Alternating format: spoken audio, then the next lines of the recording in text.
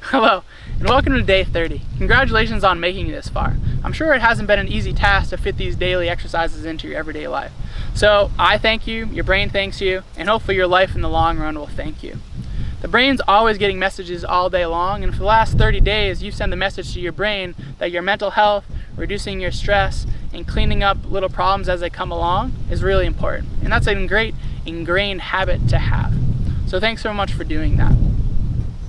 Your brain, as I've talked about many of times, loves problems. So now, hopefully over the last 30 days, you've instilled some higher quality problems into your life, so your brain has something better to focus on than those minor little things we used to get so upset about. And that's one of the major goals we had for this 30 days, was to convince yourself that you have more control over your brain than you previously thought. Then you can move from autopilot to manual control. That you have more control over your moods and your life than you previously thought. So even when something goes wrong, you're still okay in the long run. Because that's something I've come to learn as a therapist over the last 10 years, is that two things can be true at the same time. Life can kind of be sucky and wonderful all in the same day, all within the same moment sometimes.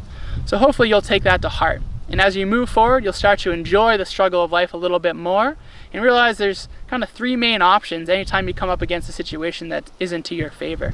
You can either accept, suffer, or change. And knowing which road to go down is really hard to pick. But hopefully you've kind of done the mental maintenance and taken the time and energy to realize that your brain has the knowledge. You just need to kind of act in coordination with your own brain to make the right decisions. Because in the long run, attention is a limited resource, so you need to focus on the right things, focus on the right problems. And hopefully that's what you've accomplished over the last 30 days. So good work.